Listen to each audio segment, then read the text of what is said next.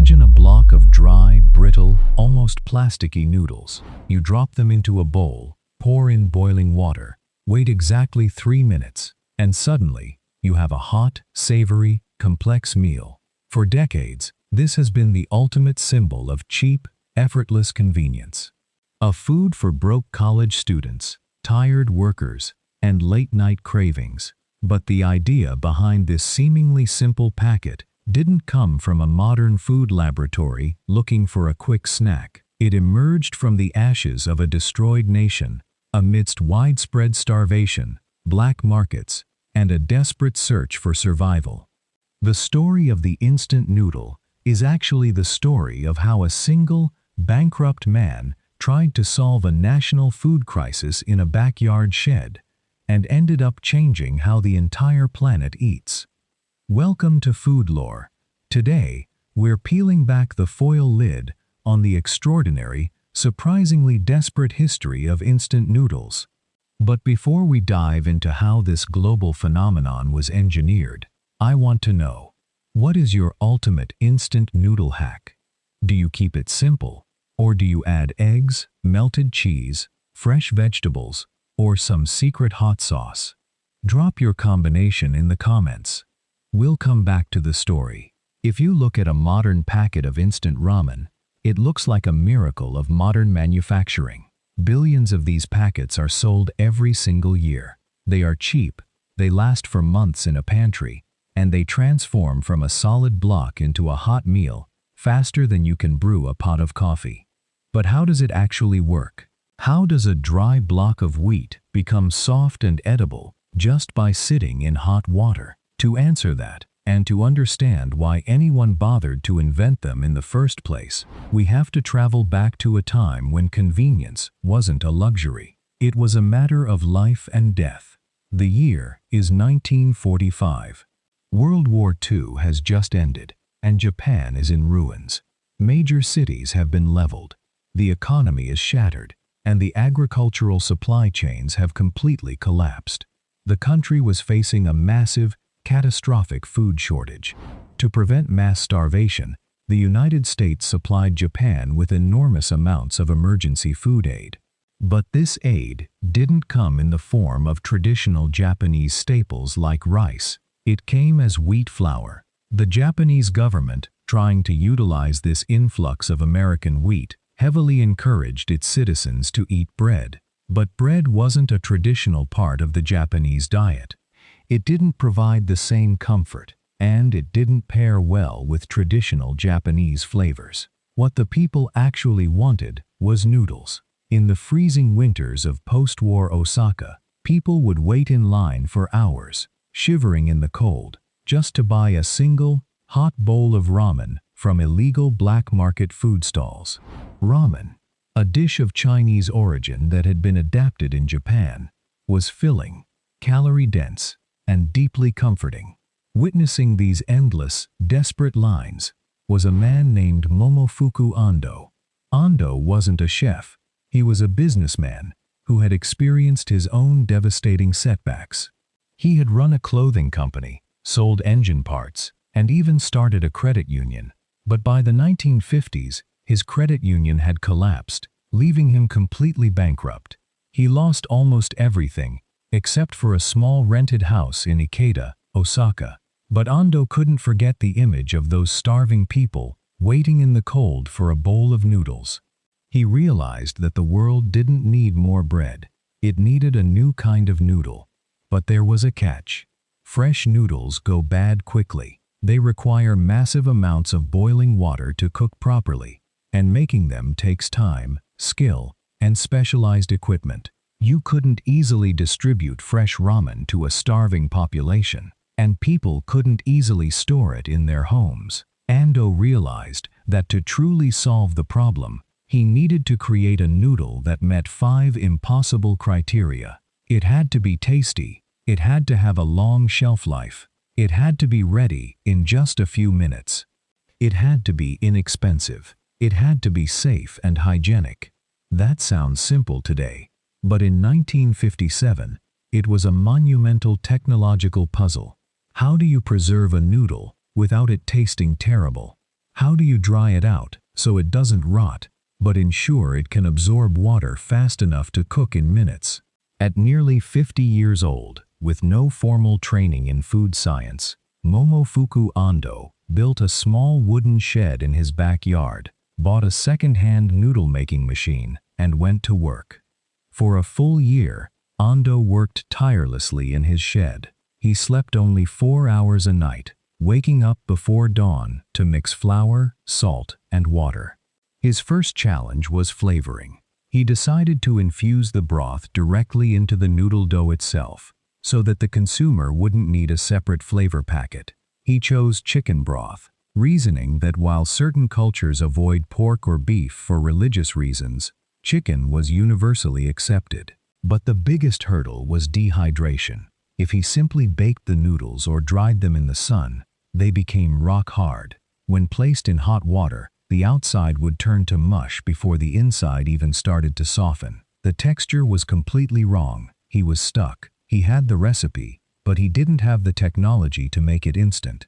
And then, Ando discovered something that changed the entire process. According to historical accounts, the breakthrough came while watching his wife, Masako, cook dinner in their kitchen. She was making tempura, dropping vegetables coated in batter into a pot of boiling oil. As the batter hit the oil, the water inside the vegetables rapidly boiled and escaped as steam, leaving behind a crispy, highly porous structure. Ando had an epiphany. What if he applied the tempura method to his noodles?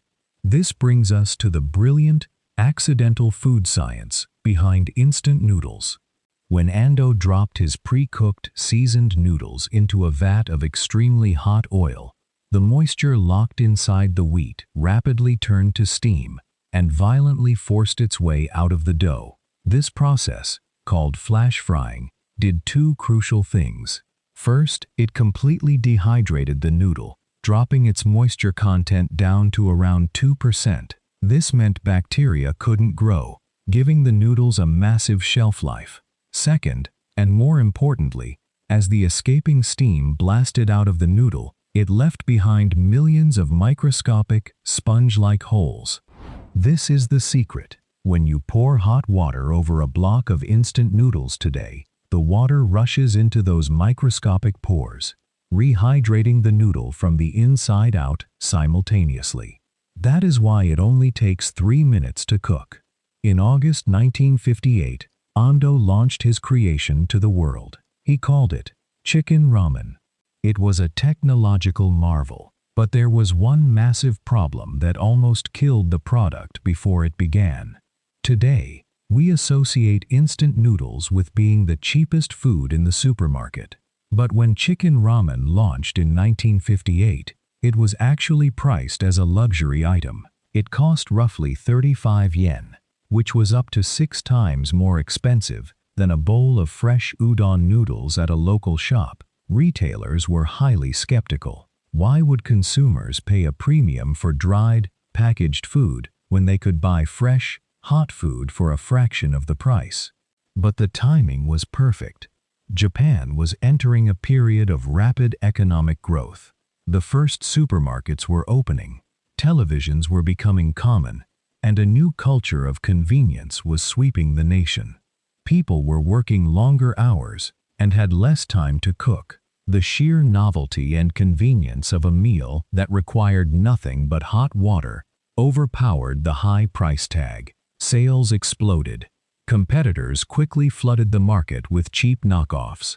To protect his invention, Ando trademarked his process and founded the company Nissin Foods. Through mass production and factory automation, the price plummeted, and instant ramen transitioned from a high-tech luxury into an everyday staple. But the biggest transformation was still ahead. By the late 1960s, Ando wanted to take his invention global. He flew to the United States to pitch his instant ramen to American supermarket executives. But during a tasting meeting, Ando noticed a massive cultural barrier. In Japan, eating ramen meant placing the block in a ceramic bowl and eating it with chopsticks. But the American executives didn't have noodle bowls. and they didn't know how to use chopsticks. Instead, they broke the block of dry ramen in half, shoved the pieces into a paper coffee cup, poured in hot water from a thermos, and ate it with a fork. It was a light bulb moment. Ando realized that if he wanted to conquer the global market, he couldn't just export the noodles. He had to export the bowl. Returning to Japan, he engineered a completely new product. He designed an insulated styrofoam cup that was narrower at the bottom and wider at the top, allowing it to be held in one hand. But putting the noodles into the cup was a nightmare. The blocks kept falling in sideways and jamming the assembly line. The solution was a stroke of manufacturing genius. Instead of dropping the noodles down into the cup, Ando's machines placed the cups upside down over the noodles before flipping them right side up. In 1971, Nissin introduced Cup Noodle. It was a revolution. You didn't need a kitchen. You didn't need a bowl. You didn't even need to do the dishes. You just peeled back the lid, added water, and ate. Instant noodles were no longer just a Japanese grocery item. They were a hyper-mobile, universal food. And this is where instant noodles stopped being just Japanese. As the technology spread across the globe, local companies adopted the flash frying method, but completely changed the flavors to match their own cultures. In Indonesia, a company called Indofood created Indomie, releasing their legendary mie goreng flavor in the 1980s, which mimicked the country's traditional sweet, spicy, and savory stir-fried noodles. In South Korea, Nongshim developed Shin Ramyun, adding fiery beef broth and red chili pepper to suit the Korean palate, turning it into a massive cultural export. In India, Maggi noodles became deeply embedded in the culture by introducing vegetarian-friendly, masala-spiced packets. For millions of Indians, Maggi was their very first introduction to noodles of any kind. Instant noodles adapted to wherever they went. They became a staple for students cramming for exams in London, emergency relief food following natural disasters in the Americas, and even a form of currency in prison systems, where their long shelf life and high calorie count made them highly valuable. In 2005, a vacuum-packed, specially engineered version of instant ramen even traveled with a Japanese astronaut to the International Space Station. Momofuku Ando's backyard invention had literally left the planet. Today, humans consume over 120 billion servings of instant noodles every single year. It is one of the most successful industrialized food products in the history of human civilization. Yes, it has drawn criticism from health experts for its high sodium and saturated fat content. It is undoubtedly an ultra-processed food, but it's important to remember where it came from. Think back to the freezing, bombed-out streets of Osaka in the 1940s. Think of a population desperate for calories, shivering in lines just to get a taste of warmth and comfort. Momofuku Ando didn't set out to create a late-night college snack. He set out to cure hunger. He engineered a product that could survive a broken supply chain, sit on a shelf for a year, and provide a hot meal to anyone who had access to boiling water. The next time you peel back the foil lid of a cup noodle or rip open a cheap, crinkly packet of ramen, remember what you are actually holding. You aren't just holding a cheap meal. You are holding a piece of post-war ingenuity, a marvel of dehydration science, and a product that quite literally fed the world. If you enjoy discovering the extraordinary stories hiding behind ordinary foods, subscribe to Food Lore, because the next story might be sitting in your refrigerator right now. And if you think the soda aisle is just a peaceful display of colorful drinks, their real story is a masterclass in corporate warfare. Next time, we're unpacking the strange, multi-decade rivalry between two clear, lemon-lime sodas that ended up fighting for the exact same space in your refrigerator. We'll explore how one of them originally contained mood-stabilizing medication, how the other was created entirely out of spite by a global beverage empire, and the aggressive marketing tactics they used to destroy each other. Why do 7-Up and Sprite even exist? And how did one eventually win the war? That's what we are uncovering next, right here on Food Lore. Subscribe, and I'll see you in the next one.